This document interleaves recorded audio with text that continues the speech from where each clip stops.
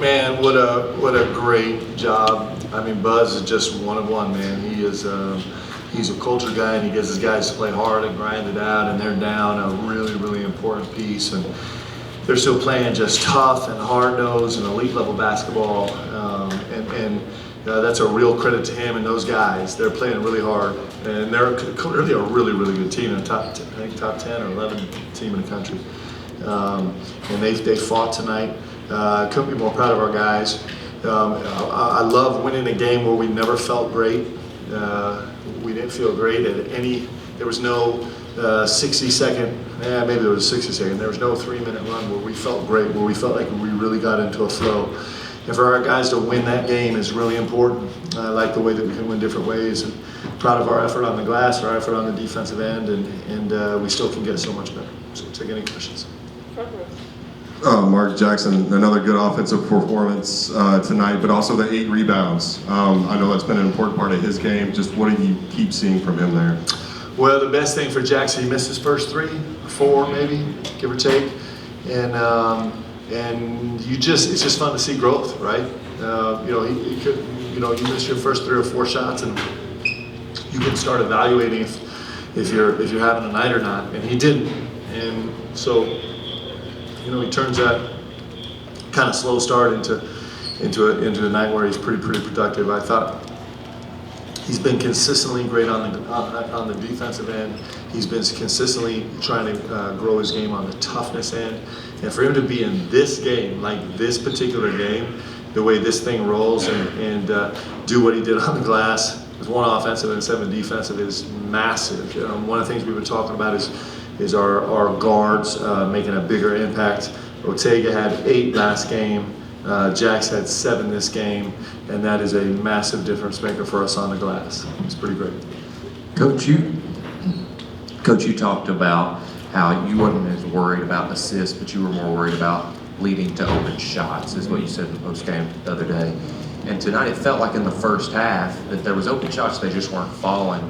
But then it didn't seem like the default was to go one-on-one, and they stayed in the offense and the shots started falling. Yeah. Is that true? And if so, how do you feel about that? Well, a couple things. We started out 1 for 11. Is that true? From 3, and so that's not very fun.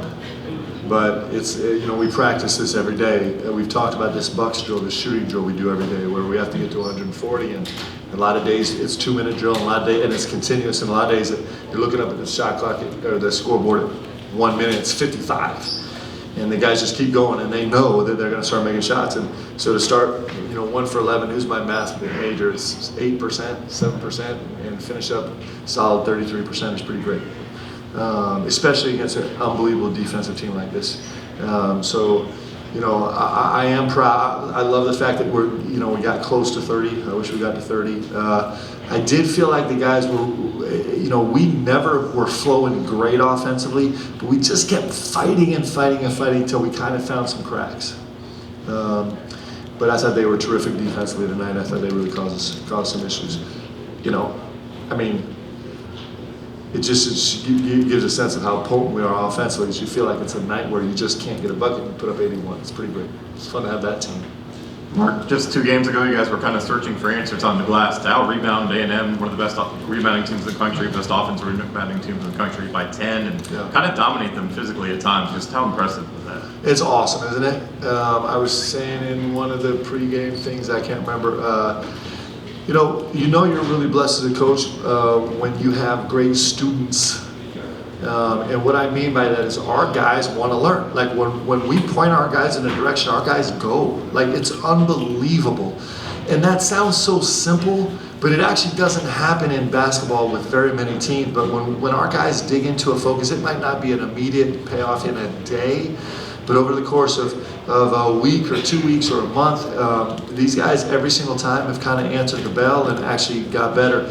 For us to be 40-30, if you told me it was going to be 40-30, and we're going to out-offensive rebound them by 1, and we're going to hold 2 of the best offensive rebounders in the entire country, their starting 5 and their backup 5, to only 1 offensive rebound between them, That's an epic effort by our guys, and I'm really proud. And I'm saying that because we have so much respect for what Texas A&M does on the glass. They're incredible on the glass. They average 44% of their offense.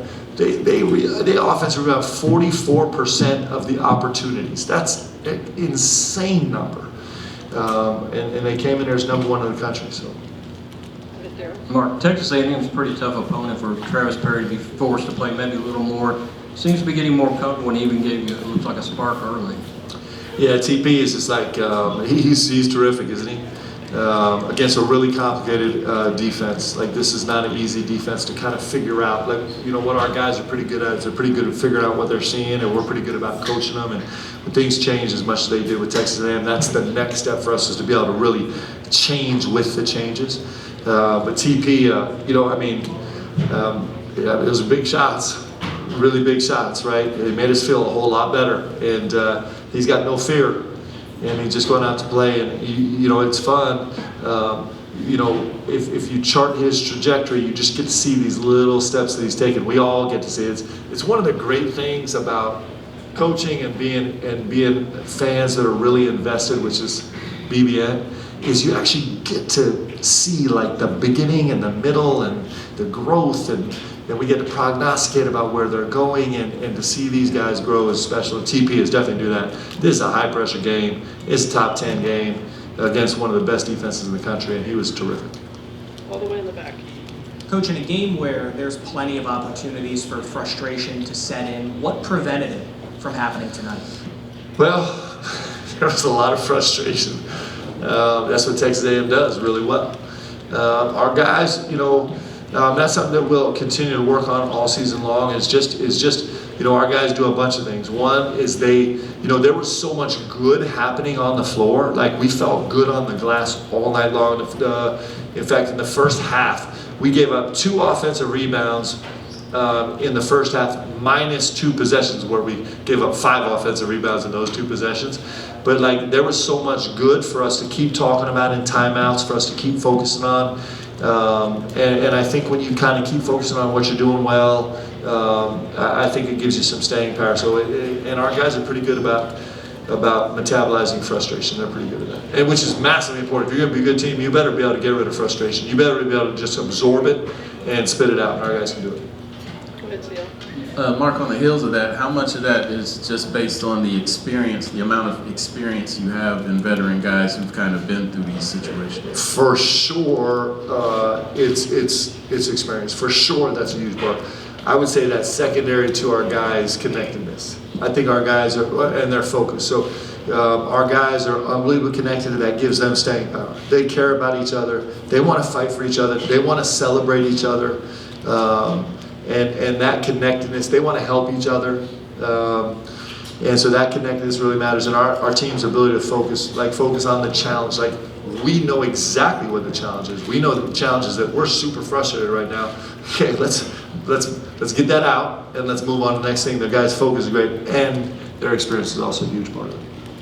Go ahead, Cam. Mark, you mentioned even a couple of weeks ago, just going back to the offensive rebounding in the glass, just even you guys as a coaching staff maybe wondering if you're focusing too much on it in practice or in film and trying to get it to translate, but just over the last 2 games, Mississippi State and now A&M, was there something that you guys as coaches identified, changed, tweaked in terms of trying to implement that with your players, or did it just kind of finally resonate with them? It's growing is super complicated, right? So we've put a huge emphasis on it. It's the Matt Santoro project. You should all chase down Matt. So Matt has a staff that we usually have 12 segments in practice, and 7 of them will be live. And so Matt live stats with his team every single rebound that goes up and who's getting a hit. So it's not just getting a rebound, but it's actually doing their job, blocking out, getting a hit.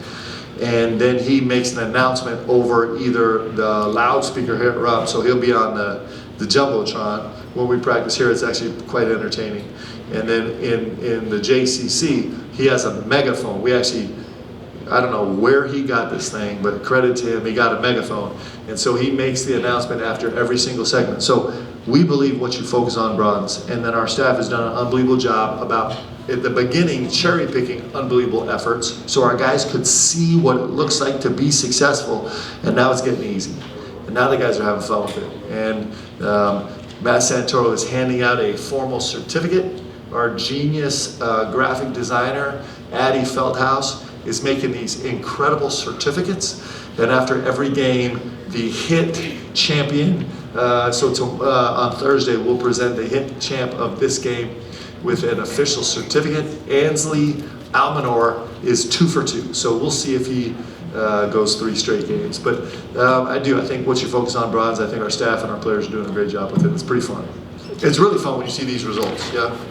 We'll take 2 more. Go ahead, Ryan. Mark, hey, I know you love stats and numbers, and so here's one for you. Is that 27.2 a day, 22 tonight is the most that Jackson's ever scored in a 2-game stretch in his entire college career. So when you throw in who the 2 opponents were and throw in the 8 rebounds tonight, does it feel like this is the best you've ever seen him play in kind of a consecutive game stretch? I think it's probably the most well-rounded that I've seen him play. So the 27 and the 22 stand out. 1 game on the road, 1 game here against essentially two top 10 teams. I think 14 or 11, give or take, something like that. I don't know. But it's really not the scoring. It's his contribution on the defensive end. He had a huge defensive play in the guts of the game where he had to pick up the point. And Phelps is devastating off the bounce. Like, he caused Alabama, when you watch the film, he was just causing so much frustration because he get downhill every time, and Jackson immediately jumped in, kind of met him with a championship chest, took away the reject, and it was like, this is fine. He's making plays like that consistently on the defensive end. His blind cut from the corner late in the game, 4 minutes, maybe 5 minutes late for the dunk, was a huge play that's an IQ play for a space guy to actually be able to internalize the game and see when defenders are going blind and to make that kind of time it up. It's those plays that I think are setting him apart. It's the 8 rebounds, right? That's the space. It's the resilience of missing his first 3 or 4 shots. And you think, man, was the other night just an anomaly, and I'm going back to it. He did. He's like, nope, I'm here to play, and I'm going to keep making plays. And so it's all those pieces of his game that are pretty exciting, man. It's just, like I said, it's awesome to watch guys go, and I've had the great honor and privilege of watching him grow for 3 years. Last question. Mark, as part of the rebounding that you discussed earlier with Amari, how much of that discussion involved going in and kind of attacking it with 2 hands? And it looked like the best he's done with that. Man, he looked like a man-child on the glass, didn't he? My goodness, he was a man on the glass. I was really proud of him tonight. He's, it's interesting.